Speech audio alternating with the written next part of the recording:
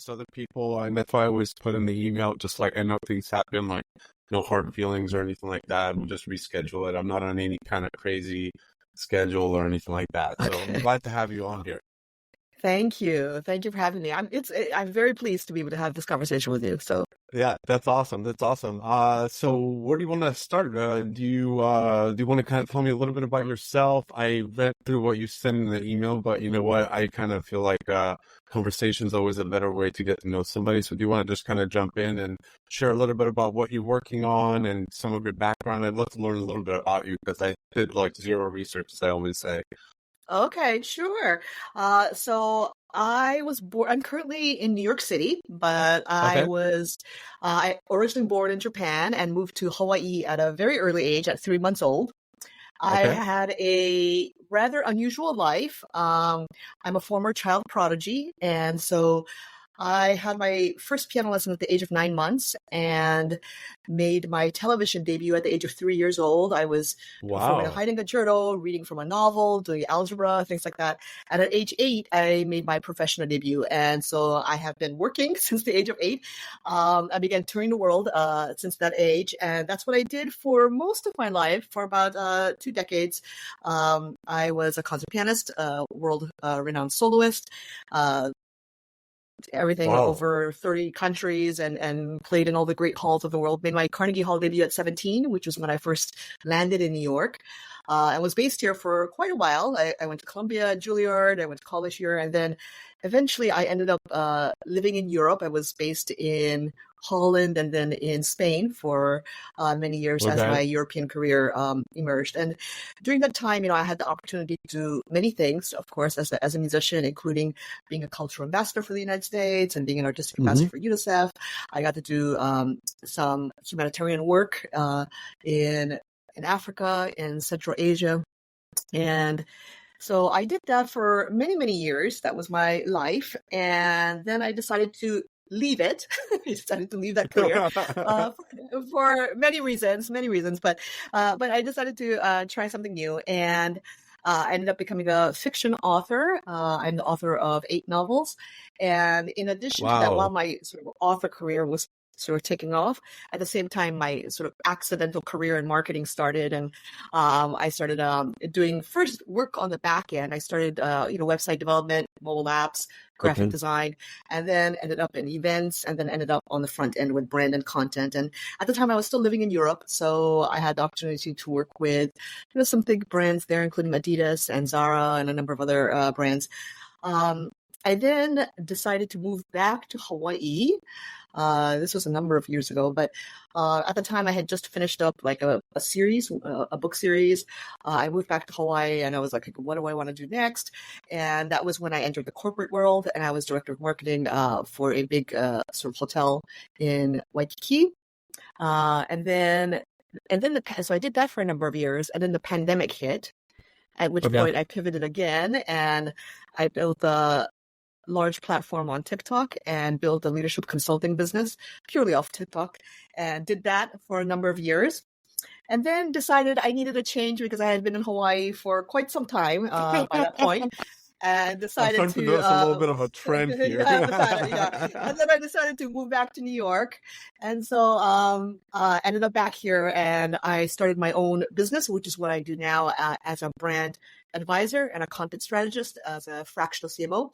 The name of my business is Kizna, and right now I work primarily with high-performing startups or VC-backed startups, some small, medium hmm enterprises, and a few founders and leaders on their own personal brand. So that's what I do now. Wow. I love your journey. I have so many questions and just trying to keep like a Rolodex of them in my mind. But so first of all, I want to say I believe that Pia is the one who introduced us on like social Yes. media, I believe. Yes. Which is absolutely awesome because I love having her on and we've become such great friends. So she's recommended a couple of people to the podcast, and it's always been Okay. a pleasurable conversation. I can already tell that like you have there's this like pattern. It's all these like multi-passionate, multi-talented people that just like kind of get attracted to each other in one way or another. Because as you were talking, I was just like, whoa, she did a lot. And then I always do that to myself where I kind of reflect back and be like, well, you're always working like 4 or 5 different things or whatever it is. So it's Yeah. like, it's the same energy kind of keeps shifting around with all these awesome people that are coming on the podcast. So thank you for giving me a kind of a deeper insight into how you started. Let me ask you, the first question that popped in my head is like, as a child and going through all of that,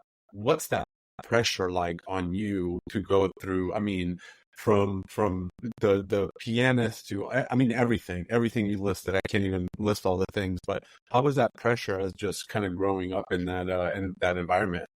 When I was younger, like, 5, 6, 7, 8 years old as a child, you don't recognize the unusualness of your life. I thought it was normal. I thought what I was Mm-hmm. doing was normal. And Mm-hmm. um, I I loved what I did. I was never pressured to be a musician or to do music. It was my first love.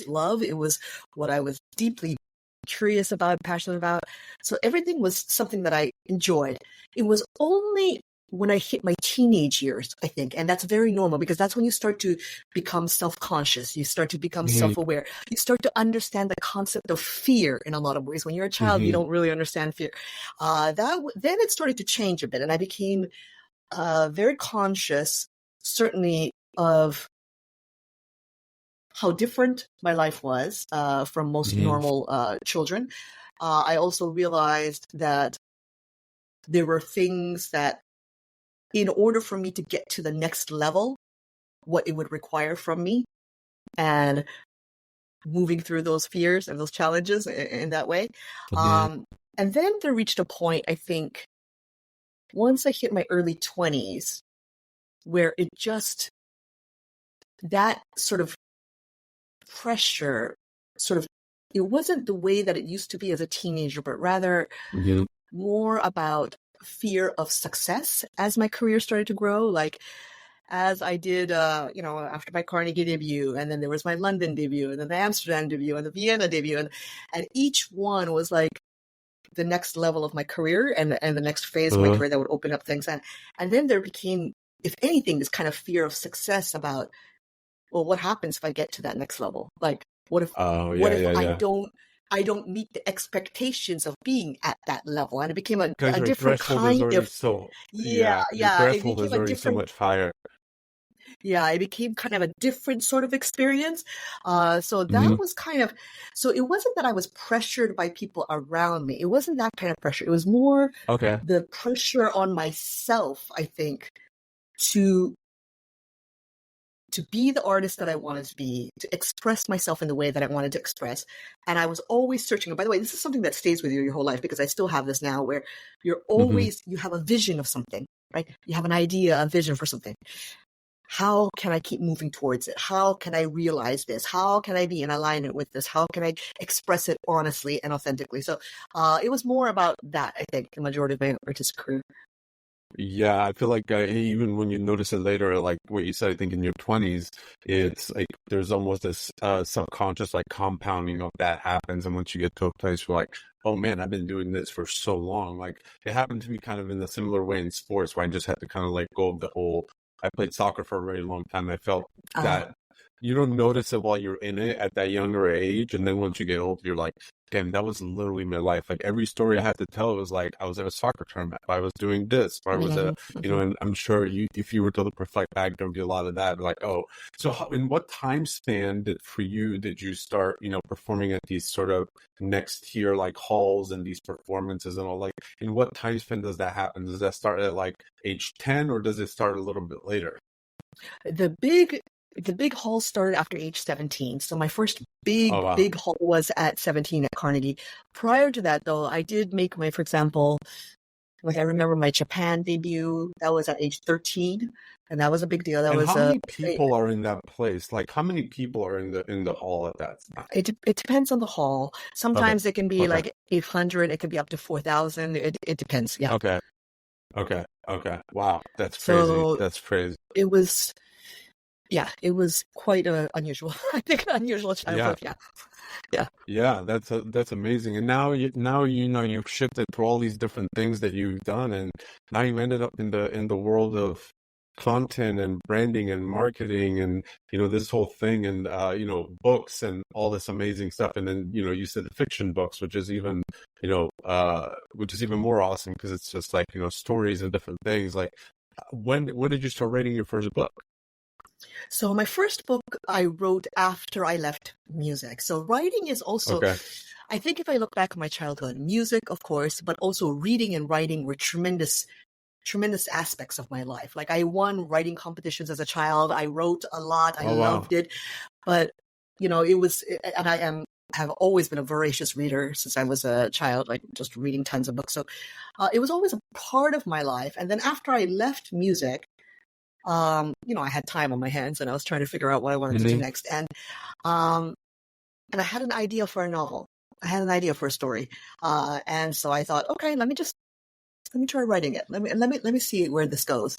And that became the first novel of my fantasy series. It ended up becoming a series, that I wrote. But, it was such an interesting shift from Hmm. being on stage, in which everything about music is about something ephemeral. It's about the moment, right? It's the moment. It's Hmm. live. It's when people are experiencing it in the moment, right? And so I was on stage my whole life under my name. And then when I came off stage and I wrote my first novel, I wrote it under a pen name. And this was very important to me. Oh. I wanted the safety of no one knowing who I was and this kind of space in order to be able to explore the ideas and the themes and the questions that were important to me without anyone knowing it was Grace that was doing it, and writing a novel is a very different sort of artistic experience than, for example, preparing for a concert tour or preparing for a Okay. performance. So it was such a powerful period of time for me, those years as an author. Definitely such a healing period of time for me, in which I got to really put on the page and explore a lot of things that mattered to me. And it also taught me a lot, I think, about artistic process, meaning that in musical performance, so much rests upon how the audience reacts to your performance, right? How many encores do you play? How much are they into it? Like how do they respond? Are they with you while you're performing? With books, it's a very different experience. It's something about the act of writing itself, the process itself, that already is so powerful, and then you release it out into the world, and you have no control over how anyone's going to interpret it Hmm. or understand it or connect with it. Years later, I'm still getting emails from readers who are finding my books and still reading it. And, it's a very different kind of paradigm than Yeah. like a live musical concert, right? So it was such a fascinating period of time in my life, and I learned so much from it. I love that, and I love the two different like perspectives that you have with those two different crafts. Is like the music is so present; it's in the moment. It only happens like no matter if somebody's recording or whatever, they're never gonna feel that moment in it. Yeah. In when you were there performing in front of those, whether it's 800 people or 4,000 people, it doesn't matter. Uh, and versus like a book where it's going to have these like little waves that happen for the rest of who knows Yeah. how long till books are still around, that it's always going to Yeah. be somebody's going to find it, post about it, tell other people about it. You see a little spike, you're like, what just happened? This is like 9 years later, Yeah. so that's the beautiful thing. And to me, the more I do this podcast and the more I talk to people who are now doing a lot of content creation or writing online or just even writing their blog, any kind of online based writing, a lot of them I'm starting to sense they come from very different worlds where writing has always been some part of it. And that's my case as well through like my work. But I'm starting to realize that a lot of the folks, they have this trail, this kind of thread in their life at some point where writing mattered, but they didn't know in that moment how much, like whether it's journaling or drawing or whatever that might be. And it's amazing because then you get to this point of, it's almost like this point of awareness where you start to realize like, oh, there's people literally doing this and doing, creating books or whatever that might be. Like, what can I do with it? And it becomes this, like for you, it was the book, you kind of released your name from that, from that spotlight, just to say, I want to have that space. I think some people have that subconsciously with like writing, because I know that was the case for me. And the more I talk to people on this podcast, I'm starting to realize that trend a little bit more as you kind of dig into different questions and different things. So it's amazing to hear that. And I think writing books is a completely different thing, where, like you said, once it's out there, like there's no going back and really changing it. Like with a blog, you can go back and edit things and change them or whatever. When the book is printed and it's out there, there's none of that. And I think that's really beautiful to hear that you have this different perspective on that, and how you approach it, because of that end result being, one is present, one is kind of trickling waves into the future. Yeah, It's it's a amazing. very interesting thing. And so it changes also the process of, when I would perform, for example, let's say I go on concert tour and I have the same program that I'm playing at every concert, right? So it's the same pieces that I'm playing. But depending on the hall, depending on the instrument, depending how you feel that day, depending on your vibe with the audience, little bits of interpretation changes, right? Like you change things live in the moment you're doing this. With a book, the process itself is so different, because you're thinking, because like you said, once you release it, it's out there. You can't go back and you're not going to change a phrase or whatever. So there's this tremendous sense of, I felt, how do I say this? Legacy almost. Do you understand what I mean? Like as you're writing it, that these words are going to be around forever, as long as this book is being published. They're stuck on that paper. They're stuck on that page. So the creative approach to it is a little bit different, because you have that so much in your mind about how can these words resonate and last, for forever, right? And then you have readers who will come, send me messages, and we do the same as readers, where I first read this book years ago, and I recently went back and reread it, and I discovered new things in it, and I discovered like aspects of it I didn't see before, and that's the whole thing, right, about words and books. So it is a very different creative process. I loved it very much. Yeah, and I think it even applies for myself, at least, to like movies and shows. Like I love my fiance and I recently rewatched Seinfeld, for example, and all of the Seinfeld episodes. And that was one of those things that was a little bit past my generation. It was like one generation before me where Seinfeld was really relevant. But for me, every time it was on, I just didn't understand it as when I was younger, in my teens or whatever.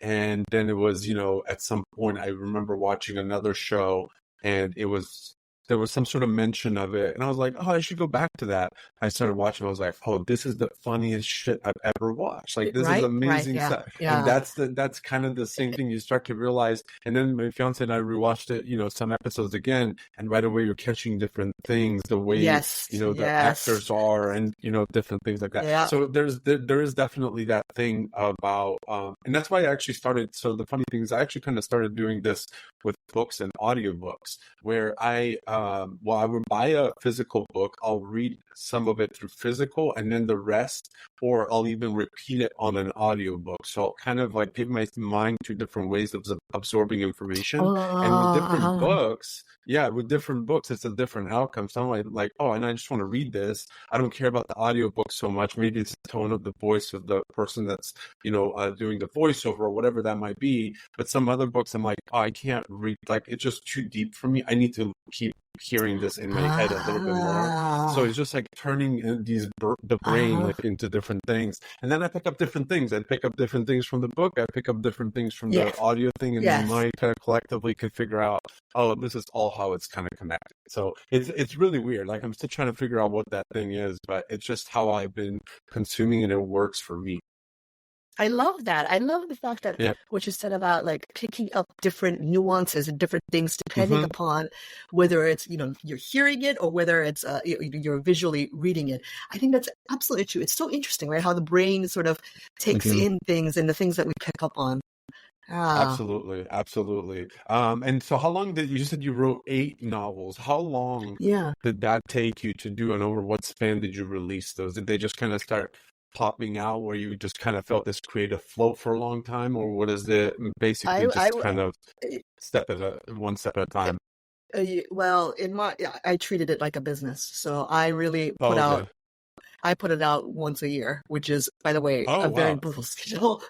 Brutal That's schedule. I would not recommend it to anyone, but I did do that. So, so it was over the span of 8 years. And during that time, as I said, um, simultaneously, I was building a marketing consulting company that just accidentally okay. kind of started. So, Yeah. so I was honing my sort of marketing skills at the same time in a variety of ways, and then this creative outlet at the same time. Yeah. How did marketing, when you got into the marketing side, how did that change your writing, or if it changed it at all? Like, did Oh, you start, interesting. yeah, catching different things That's where you were like, oh, to make the book more interesting, like you can use, maybe it's a little bit more storytelling or something like that. Did that have an effect on you while you were writing the book? I think it was the opposite. The stronger I Oh, got as an okay. Okay. author, the better my marketing became, or I understood certain things about certain principles of marketing better, let's say, because Okay. in the end, when people ask me, like, because I've done obviously a lot of different sorts of things in my life, I always tell them, but there's one invisible thread that ties all of them together. And that is human connection, right? Whether that's as a musician, whether that's as a writer, as an educator, as a leadership consultant, as a Hmm. marketer, which is about communication. Everything is about human connection and about Hmm. understanding sort of the dynamics of human behavior and human relationships better. And so, of course, the stronger I became as an author, the more I explored nature of humanity and the Hmm. complex ways in which we connect to one another. A character may not be likable at all, and you have to Right. write them that way. They can't be perfect characters. They have to be human. And the Hmm. more I was able to kind of explore and express that through writing, the more I began to understand certainly the nuances of human behavior, content, all of that stuff in marketing. Psychology. Yeah. Yeah, yeah. That's amazing. That's amazing. I thought it would have been kind of the other way around, but I see what you mean now to put it that way.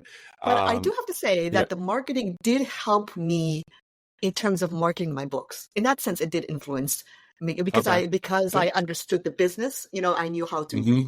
do certain things. Yeah, yeah. How did you go about marketing the book? I think kind of leads us into a little bit more of like the online stuff. But what was that process like? How seriously did you take, building distribution channels? Did you, taking kind of through that journey a little bit as you were like, Sure. did the book come first and you're like, I'll figure out the rest later? Or did you kind of have things in place where you were just like, okay, since I do have a little bit of history with, in the art world and all these other things, music and all this, even though you weren't using your name, did you kind of go at a very, because you said you treat it like a business, did you go, hey, I gotta line up a publisher and I gotta do this, or did you just kind of start writing and hope to like figure this whole thing out as you went along?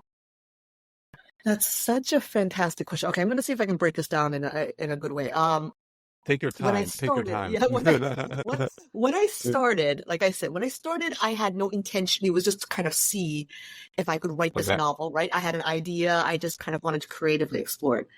And then as I was writing it, my confidence sort of grew, and I was like, okay, I have something here, and I have this whole idea for a series. I can see it kind of stretching out. Mhm. I think it always okay. When I wrote it, as I said, it just came from an idea I had. However, I also had to think about from the business perspective, what Mhm. genre does this fall into? And so this is the Okay. marketing part of my brain that starts to kick in, right? Like, Mhm. um, it was a very authentic, artistic. All of my books have been, what I wanted to write.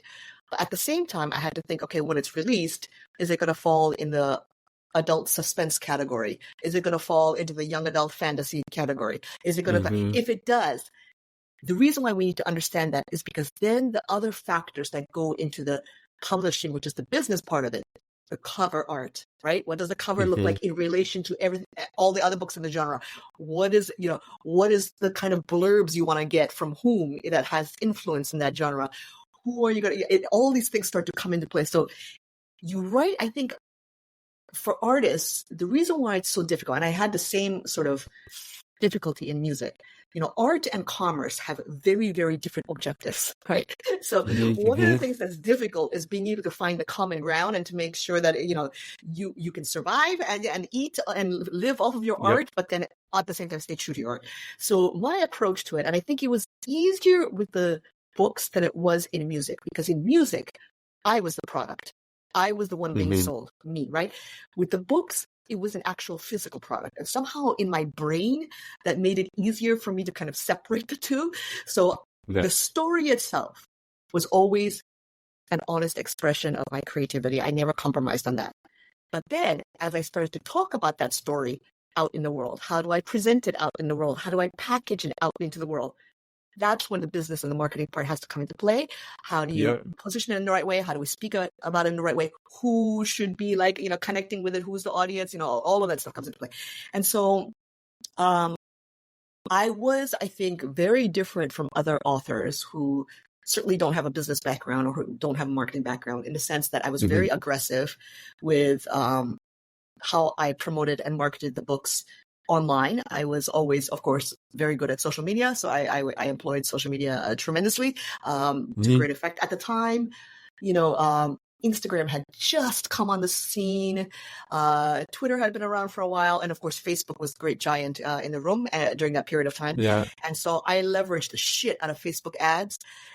It was also a wonderful sort of learning experience for me, because I learned a lot from doing it. And I realized, for example, when I wrote an adult, after I finished my fantasy series, I wrote an adult psychological suspense novel, a contemporary psychological suspense novel. And I found that knitters, adult, like knitting yarn, knitters loved this genre of books. Like, they were obsessed with this kind of like mystery adult genre.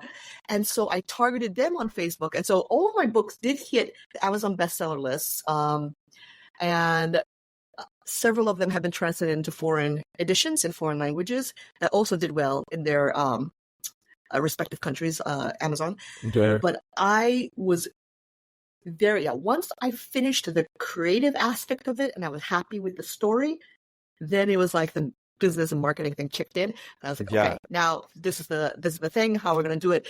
And it was an interesting experience. But all the same things that I do now, I did back then, meaning I built a community of very, very rabid readers around that series, around my works, lots of community building, lots of sort of fandom kind of things. Tumblr was also big at the time, because I leveraged Tumblr a lot, and all of that stuff, and used it to worked with bloggers at the time, because book blogging was also huge. All of that stuff I leveraged to great effect. It's kind of what you see now. Right now, in terms of the book industry, you see Book Talk on TikTok, which is massively influential. You have book bloggers on YouTube now, so it's transferred over to video now more than anything. But it's the same concept of building a group of community around your work, getting them excited about it, and then launching.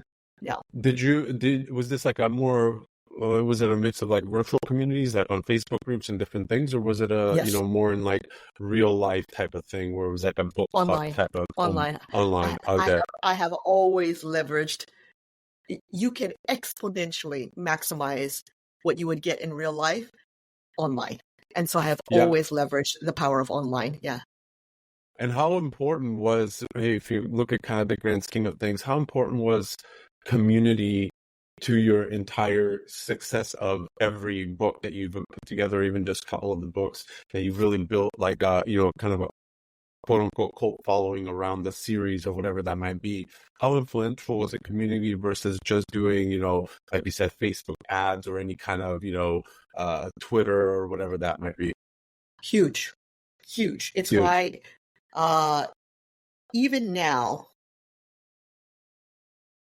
my approach to brand and content is to always encourage building brand advocacy and community around you, rather than spending, tons and tons and tons of money on ads, which, yes, can work to a certain extent, but there's a difference. When you have a community around you, They become your evangelists. I mean, these people will hardcore, are committed to you. They will amplify your voice, amplify everything you do, support you, cheer you on. And by the way, this is something I learned during my musician years. So Okay. when MySpace came out, I was, still a concert musician, concerttorian pianist, and I leveraged Twitter and MySpace to build a very strong community of fans that supported my musical career. I was one of the first musicians before any musician was on MySpace or Twitter. I was there first. And because I immediately saw the potential of it. I saw the potential for it to connect people all across the world around a particular idea, right? A particular concept, a particular person, a particular topic, right? And so I leveraged the shit out of it from like my musician years. So it's something that I understood from my musical career to my writing career, my business career. It's how I approach brand and content now, and what I always advocate when I help brands build the importance of building that community. Now, I want to stress something too. This is really important. There's a difference between community and customers. And I think a lot of people make this mistake. Not every single customer will be in your community. And not every member in your community will be a customer, right? Okay. But it's important, even if there's people in your community who will never buy from you for whatever reason. Like I have people in my community now who wouldn't, I mean, they're not my ideal client. They're not my, I work with, right? But that doesn't negate their importance and their value, because they are the 100%. ones, they may never buy from you, but they're going to comment on everything you say, amplify everything you say, cheer you on, talk about you to everyone they can. This is priceless. They become your marketing engine, basically. Yeah. Yes. So you really need to understand, and this is why, like, for example, even with the books, the people who bought from Facebook ads were customers. Were they necessarily part of my community? No. Right? They're customers. So exactly. Customers and community are completely different. But if you can really focus on building that community, all that other stuff, reputation, trust, authority, all of that will have a huge effect. Yeah. Yeah. And this is interesting that this topic is coming up now, because I was I was in this process about 12 months ago where basically my background is in like project management, agency, digital service work, and different things like that, building products kind of more on the online side. And marketing, I never really took it very seriously. I was always just good at building, getting things up and going, and then, either delegating it to somebody else or maybe automating it, or sometimes even just letting products and things die out because I just wasn't as excited about it anymore.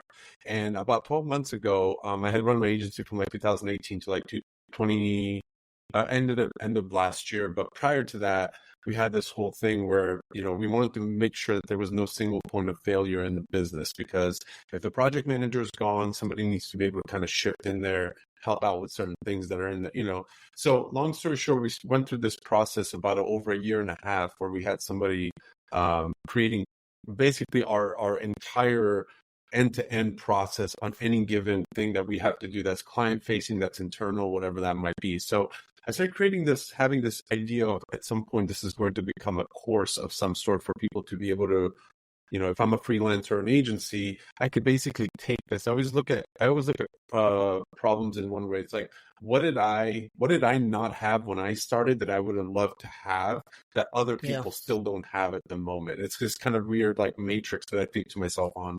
And I always think to myself, like, if I had somebody that would have said, hey, for, I don't know, $2,000, I'm going to give you basically every single thing that you need to get your mind in the right setting to run an agency. Hey, you need to know how to onboard clients. You need to do this, like this whole process of just giving you sort of this scoop, like the inside scoop. It doesn't need to be the exact thing you use, but it's at least like, oh, I have to think about this. I didn't think about that. I didn't know that I needed this. I need to protect myself, all these different things. And so for this year, I've been building this like course, and I've had so much resistance because I just felt every time like something, it was just kind of this transactional thing.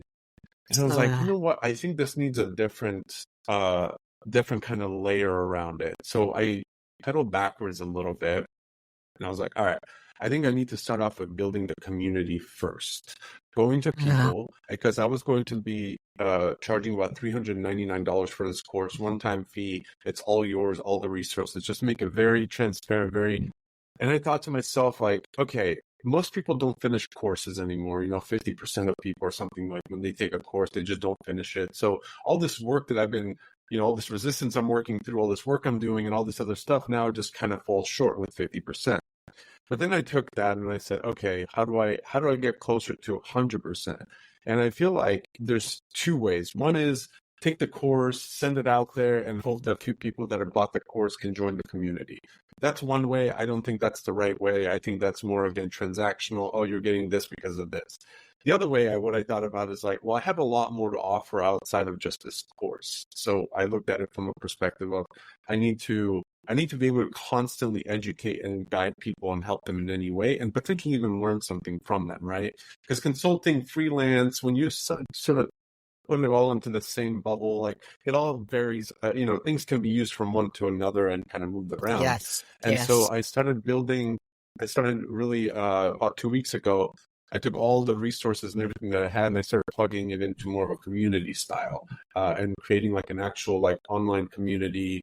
And I had about 300 people on a wait list for this course because I'd like published it on Twitter and people signed up, and I had emails and all this other stuff. So I was like, okay, instead of charging $3.99 for the course and it kind of being like a, okay, we're done here type of thing, I would charge $2.99 for the community, and anything, including that course and anything else that we decide to bring into a community, my other resources, as we kind of move through the process, I can, create new courses, whatever ends up coming, one-time fee, they have lifetime access, and all of those resources will be theirs forever. They'll never lose that.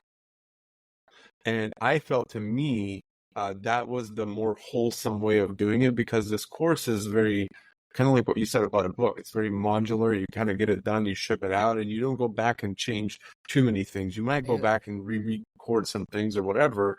But I feel like when you have this communication platform where somebody posts something, hey, I have a question, I don't know how to do this. Some of that might not be covered in the course, and you're missing out on helping more people or guiding them or whatever that might be.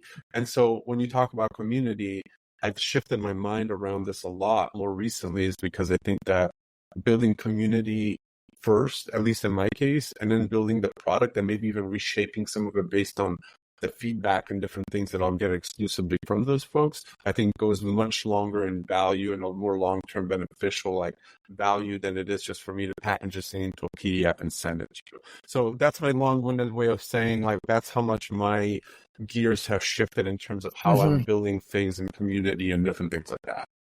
Yeah, because it's about long-term vision, long-term relationships, right? That's the difference Exactly. with like a short-term product thing that's just comes out and then that's it. Right. Rather than thinking, okay, how can I build something where, even 1 year from now, 3 years from now, 5 years from now, it's still connected to, whatever it is that I want to do. I also have a private paid community that I started many months ago, that it was the same idea. We do guest master classes. I don't do courses because I don't take courses. So I also, I never buy them or finish them. But I do master classes. That's kind of my thing. So I will, for example, do an hour and a half master class, and community members can come. Same thing with these guest master classes people that I bring in, and they give a master class. And these are all sort of evolving resources, right, on different topics over time, different areas, and the community can continue as community continues to grow. So I think that's a fantastic approach, and I think more than anything, that human connection, right, those relationships, they matter. And we live in an age that what pisses me off so much sometimes on social is these cheap tactics and cheap gimmicks and shallow takes on things. And you cannot shortcut time, and you cannot shortcut the human element. And the human element are things like building relationships, and that takes time. No, you would be God if you could shortcut that. Nobody can shortcut that. It literally takes time, and it needs time to evolve, time for trust to build, time for all of it. So anything, I think, in which human relationship is valued, right, and it's taken into consideration, is a win. I think is always a win. 100%. You can't go wrong with that. Yeah. 100%. And I think I think we're all starting to at least for me, social media has become a well, it has kind of two sides to it, but when we talk about human connection, it becomes the simple connector and then take that offline, like go and Yeah, connect in real life with some of those people if you can.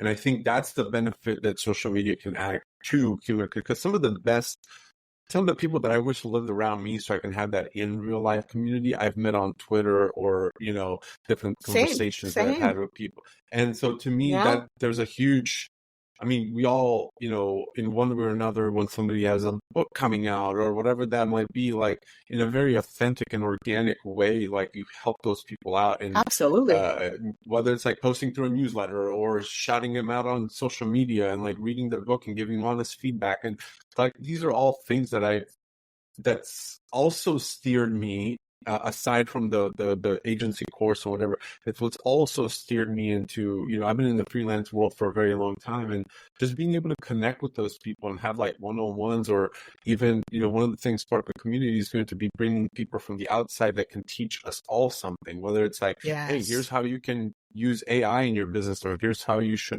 think about this sales process or marketing or whatever. Just some sort of additional knowledge that trickles in over a long period of time. And I truly don't think that agencies and freelance like work, consulting work, or whatever you want to call it, is ever going to go away, because I think if anything, it's just growing because of platforms, Yes. whether it's like Upwork or whatever that might be. Because a lot of people now, they can look at it and say, oh, I have to pay this person $100,000 salary, they have to give benefits and all these other things. When in reality, you could probably just go on some platform out there, hire somebody for that project or maybe a long-term contract, and they get more of their time and freedom. They don't feel like they're chained to a desk for whatever reason. And the business gets to benefit more, even on the monetary side or the quality of work, because that person doesn't feel drained and tedious and like, oh, I'm keep doing the same thing over and over again. It's like, no, sometimes it's nice to have a variety of clients, because then you can work on different things and keep your mind rolling in a different Yes. way. And so I really, really want to help, had a long freelance journey from like 2014 to about, more recently, you started doing some consulting on Upwork as well, just because I enjoy it. It's like, that's become sort of like my side hustle in a way. It's like I build products, I do all these other things, but like this is my human connection way of like helping people and making some extra money and really seeing their business thrive. And so I really, really I appreciate that human connection thing, because it's so important, and it's becoming, I think, Yeah. more and more important when we're trying to cut through a lot of this technology noise and all this AI shit going on, and now people creating movies, and Yes. you don't know what's real, Yes. what's not real, this Yes. whole Yes. thing. And so yeah, I think Yeah. that definitely starts to become a much more embraced way of like meeting with people. And I've even said, for this podcast, I was talking to somebody in my last episode. One of my dreams for this podcast is to be able to go to people, go to their place, or have them fly out here or whatever, and have Uh, in-person conversations, because the energy is different, the yes. Yes. vibe is different. You start to realize different things about the person. You notice like almost little quirks and things. You're like, I do that. Like I didn't know anybody else that. It starts these connections go much deeper. And I think with community and with just connecting yourself with people that can either you can learn from, that you can help, that whatever that trade-off is there, or even if there isn't one, it's always, I think, a value add for everybody that's involved. I love that. And I think you're right. Humanity, I have said this time and time again, in the age of AI, humanity will be the most number one critical factor in the years to come. I cannot emphasize this Yeah, enough. Right? It was yeah, your humanness, all the qualities that yeah. make you human are 100. going to be absolutely critical. So there's that for sure. That what you said, as these kind of, because of the way technology is advancing, connection is critical, because it's so easy, especially as an entrepreneur, a solopreneur, to feel alone. That's a big part of why I created my community too, for business owners, so that we do co-working sessions, we do writing sessions together, just so we're not alone in our apartment. I feel some sort of Mhm. human energy. So there's that. The other thing that I loved about what you brought up, because I absolutely agree 100% with this, is the rise of independence. And I think we're already starting to see it this year. We're going to see it exponentially grow in the years to come. We see it with fractional work, which is what I do as a fractional CMO, for the very reasons you stated. For the employer side, the business side, you can get a C-suite level of expertise and advisor to come on board without the salary and the benefits and all the expense of it. This is enormously useful for startups, businesses who are trying to scale. This is incredibly important. And then, of course, on the worker side, for the independent side, like you said, we can do different things creatively. We can take on different projects. It's interesting. You have more flexibility in your life, in your schedule. So I think absolutely moving forward, that's going to be what the future of work holds. Yeah. I agree. I completely agree. And so talking a little bit about your like branding and marketing and content marketing work that you do. Is it agency style? Is it just you doing a lot of the stuff? You have a small team? Like what's your, if you can share any like information about what kind of client base you're attracting or what you want to work with? Like I'd love to hear a little bit about that because there's just so many different ways of delivering content and who writes it and what brands you're working. Like there's so many little factors. So I'd love to know kind of how your journey's been there and how long you've actually been doing that. Sure. So I have like two different sort of tier levels that I work with. So my big sort of work is as I said, a fractional CMO in which I get brought into startups.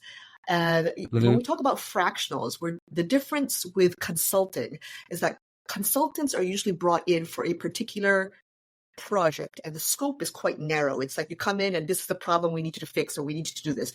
As a fractional, you're actually embedded within the leadership, right? So I am representing the marketing for this particular organization type of thing. And because you're embedded in the leadership, it gives you a much broader perspective of the entire organization as a whole. You get to work with all the different departments, which is important in order to be able to create brand and strategy, right? You need to know what's happening in business dev. You need to know what's happening on the product side of things, all this stuff. So that's what I do when I work in that frame. I help them to build a brand. That's usually where I start from. Like, what is your brand? What is it? What do you want it to be? How we're going to, what is this story? What is it? All the ground foundational framework, right? We start with that. And then after we do that and we get it to a point where everybody's, on board and we're all in consensus about it, then it's about, okay, how do we translate this into our messaging moving forward? And then at that point, there are a couple of different options. For this level of, this tier level of clients I work with, sometimes they have people, either they have an existing team or they have people that can implement it. In that case, then I just become sort of the strategic head of it and I just kind of tell them what to do. Yeah. Other startups will say, hey, we're starting from the ground. We have nothing. We have no one. We have nothing. Do you have any recommendations? In which case, then I tap into my network. I say, hey, I can start to bring, these people on board. So that's kind of the first tier level, the upper tier level of what I work with. Within that, I also have, for example, organizations I've worked with previously, and then the founder wants to create a separate personal brand for themselves, or an executive wants to create a personal brand for themselves. And then I take that kind of on a case-by-case basis, and I help them to do that. The second tier level that has, I want to say, recently started, and I started putting it into place about 4 months ago, is for small businesses or solopreneurs, people who usually, if I think of my client base, they're usually people who kind of been around for a while. Like I'm like financial advisors who have their own firm and they've been around for a while, or like lawyers who've been around for a while, but they just don't have any expertise or knowledge to be able to build their own personal brand online. And so that's kind of a secondary tier level that I now currently work with. And basically it's what I do on the organizational level, but I scale it down for like the individual, right? The person who has their little small business, their solopreneurship, and they want to build their freelance writing, or they want to do this or that. So that's kind of the second level that I work with. So that's kind of what my workload right now, what my business looks like. I love it. I mean, I love it. That's awesome. It's something which I think is so important. So never underestimate the importance of loving what you do. I really enjoy it, and it's such a creative endeavor, and it's really helping them. It's also a deeply, I think, internal journey, because in order for them to realize all of these things externally, everybody has to know internally who they are. So it's really a process of self-discovery in order to be able to discover that. So it's a tremendous joy for me to do it. Yeah, that's awesome. Yeah. Is there one you prefer doing over the other? It's hard to say. I'll be honest. When I first started the second tier level, I didn't know or think if I could enjoy it, because I like the challenge of working with organizations. But I have to say, I like it now. I do like it because it's very personal. You're really working with human an connection individual. again. Yeah, human connection, right? And so they each have their own merits. The organizations are challenging. I like that challenge, and I like being able to think of it in that way. And then, of course, the personal connection, and working with someone who's, I've had my business for 15 years, Grace, and I don't know social media, and and you're helping them, right? To kind of, it's a beautiful thing. I love it. Yeah, it is. Yeah.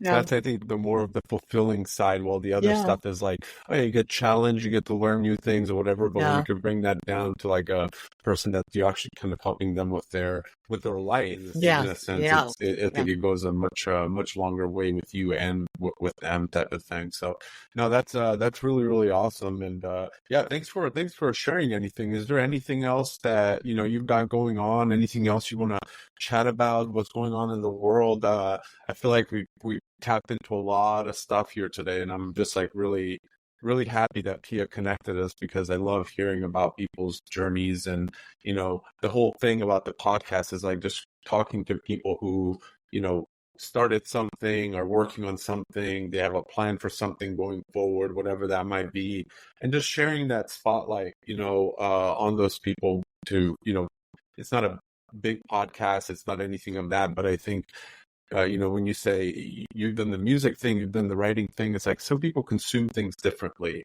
And some of the stuff that they'll hear on the podcast will have a different level of value versus the stuff that they read that I might be posting or sharing or newsletter or whatever that might be. So I think there's just, like you said, merits to both things, and one way or another. This one is just, the distribution is there, but it's not like, you could post something on social media and 50,000 people can hear it. So it's just a matter of getting as many awesome people conversations in here and just sharing that, because essentially this kind of stuff is what I want to incorporate into the community as well, and bring this sort of value from somebody that's done like yourself, so many different things, and you have so much experience in different things you could share. Even the stuff that you're doing now, working with some of the personal brands and all that other stuff. So that's, I think, the really, really awesome thing when you kind of get, the beautiful thing about the internet, when you get connected with people, you can hear their story. Like, I don't know if I would have ever met this person in real life. You know what I mean? Like, I don't know if we would have run into each other or something like that. So I really, really appreciate it. And like I said, if there's anything else that's at the top of the mind that you want to chat about, I'm completely open. But I really appreciate you having me here, and I agree on the value and importance of the art of conversation. So, I deeply enjoyed our time together today. I'm trying to think if there's something to leave everyone with, but I think if you're listening, I think a lot of people. Let me ask you this. Let me ask you a quick question. Sorry, I don't want to cut off your thought process, but I wanted to ask you, like, stepping into all the worlds that you've been part of, and now going into, doing a lot more of the social media stuff and writing online and writing for other people and helping them craft their things. What is a common thread amongst, some more of the personal brands that you're helping build that people are struggling with, that you can kind of, share with people on the podcast, that you can be like, hey, this is not something that's only happening to you. I'm seeing it with people that are, financially at a certain threshold, or they don't have this, but they're trying to whatever that little knick-knack of advice might be that you're starting to see, because I think that would probably help a lot. Absolutely. There is one number one thing, and it doesn't matter if it's a personal brand, it doesn't matter if it's an organizational brand, it doesn't matter. There's one common thread. I love this. What is it? I'm trying to dramatic pause here. We're gonna put some theme music behind this. The number one issue always is to be yourself. Yes. This is the greatest struggle, human struggle, to be Isn't that who you crazy? are. Isn't it crazy to honor yourself, to accept yourself, to understand yourself, and that it's okay to be yourself and just be Yeah. yourself. You don't have to be anything else than that. Yeah. And Yeah. that is the number one thing always. Ooh, that one cuts deep with a lot of people that I know, and it cuts deep with me because it's always this journey. And I think that's the beautiful thing about writing is that, especially like I always show like a notebook that I do all this, hand journaling and writing and stuff like Mhm. that. And I feel like that's one physical way that translates into an emotional way that you start digging deeper in who you really are and the things that excite you, the things you're passionate about, things you love, the things you don't love, the things you don't care to do that are not like you start to phrase things differently in your brain. And I feel like being yourself are all of those things coming together and just accepting what it is and working on the things you need to feel like you need to work on and the things that you're like, no, I'm perfectly okay with this and this is me and this is how I want to do it, then that's you. So I love that and I really appreciate that because it also resonates with me. So thank you for that. You're welcome. My pleasure. Well, Grace, it was a pleasure having you on. Do you want to have, a few seconds here to share with people where they can follow you, where they can, your books or anything else that you want to throw out there that people can, get more information about you? Because I really Sure. enjoyed this conversation. I'm excited to hopefully have you back for, episode 2 because Absolutely. there's so many things that we can talk about. I feel Yeah. like. Well, in terms of socials, I am primarily active on Twitter, X, and you can find Yeah. me at Kizuna NYC. That's Kizuna NYC. If you would like more information on what I do in terms of my marketing, branding, content services, you can find me at kizunanyc.com. And if you are interested in my private community, which is for founders, entrepreneurs, small business owners, solopreneurs, as long as you have been in full-time business for at least a year, that's the criteria for membership for our community. You can find information on that at kizunastudio.co. Okay. Cool. Awesome. I really appreciate that. And I love all that. I love all the things that you're doing and your beginnings are truly awesome. So thanks for sharing that with me as well. Absolutely. Thank you so much for having me, Z. All Really right, enjoyed Grace. it.